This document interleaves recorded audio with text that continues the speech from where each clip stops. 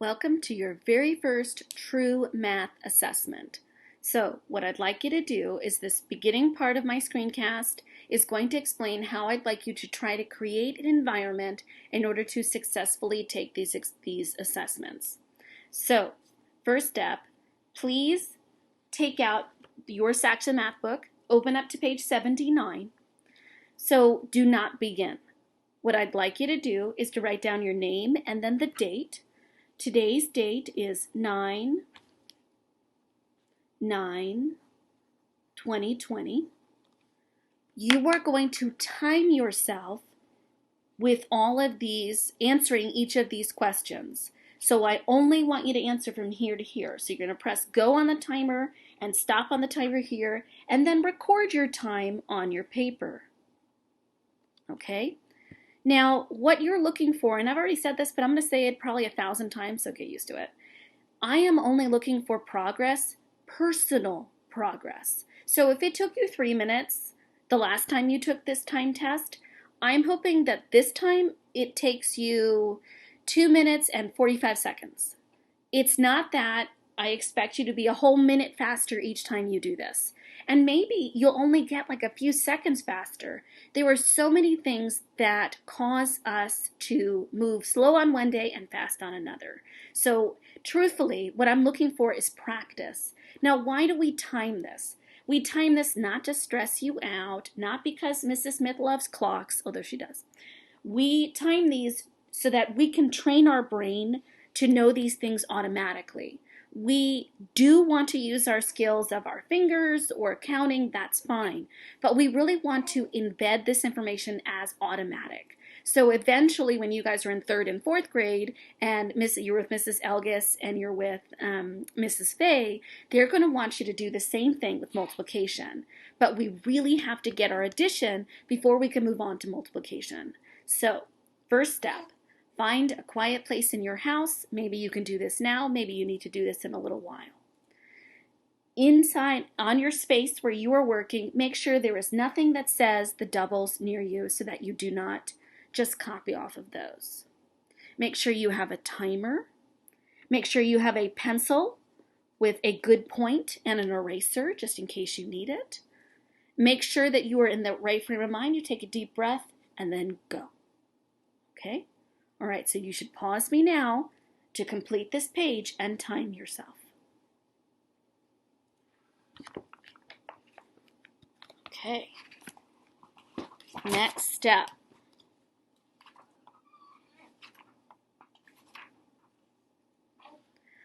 The next step is this paper, which unfortunately did not make it into our big PDF pile, so I put it as an extra page to print on your website for today.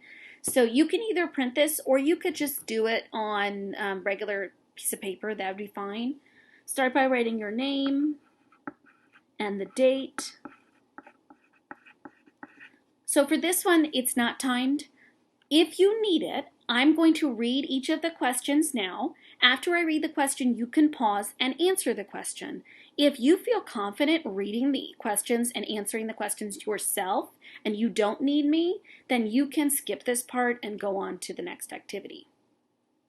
Okay, number 1. 5 children were playing in a pool. 3 more children jumped in to play. Draw a picture to show what happened. How many children are in the pool now? Pause and answer that question. Number 2, please make a number sentence for the apple. Please make an addition number sentence for this apple. Number 3, please read this number and color in that many squares. Write down how many are left or are not colored in. Color in this many squares and write down how many are left or not colored in. Last question. Color the 3rd triangle blue. Color the 2nd triangle yellow. Color the 6th triangle red. color the fourth triangle green.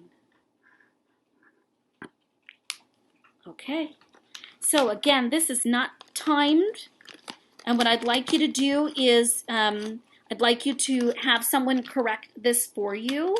If you don't have someone who can correct it, then I can just correct it when you turn it in. That's no problem at all. And I just want to see how we're progressing. I have a feeling that you're doing great. Okay, so I'm going to put that off to the side. And we're moving on to our problem solving. This is using a pattern to problem solve. So I've never done this one, so we're kind of doing this one together. If you feel confident, you can read the question now. Mrs. Tackett. So what happens if I couldn't read that name? Well, names don't really hurt me when I'm reading for math, so I can change that to Mrs. T.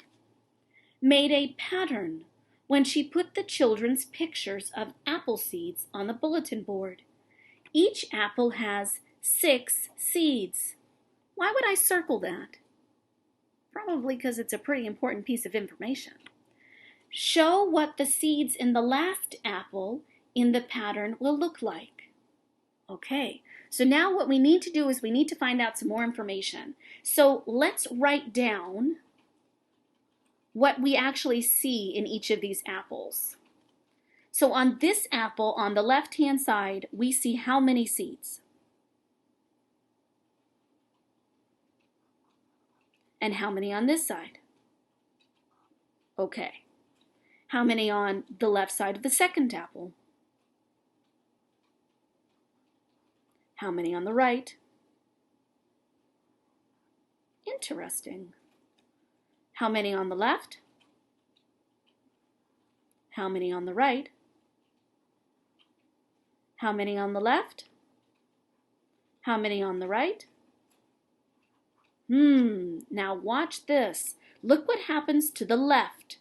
5, 4, 3, 2. Can you guess what will go here? The answer is 1. Now let's look what happens on the right. 1, 2, 3, 4. You guessed it. If you had to do another apple, what would the pattern be? I'm not going to tell you the answer. How many seeds are in the right half of the last apple? So we can find right and left on the top of our book. The right side has 5. Okay, make sure you answer that last one. All right, now I'd like you to try to figure out Mrs. Paulino made children's pictures of apple seeds on the bulletin board. Each apple has 5 seeds. Find the pattern, first grade. Figure out what would go on the left and on the right. How many seeds on the right side of the last apple? Lastly, as in a particularly tricky thing to do, please write down how you figured your answer. You can either write it, which would be a real trick, and that would be fine with me. When we do math writing, I'm not super looking for correct spelling, although if the word is here in the story or the word is somewhere on the page, I think we could spell it right, like the word apple. But, and the word seeds is there. But if you want to spell the word 5 and you don't know how to, and you can't get your dictionary out, which you could, then you can just spell it the way you hear it. That would be fine. I do expect capitals and periods because we've been really working on that. All right. Can't wait to see your answers. Good luck on that assessment. And I just wanted to say I really like doing math with you guys. See you soon.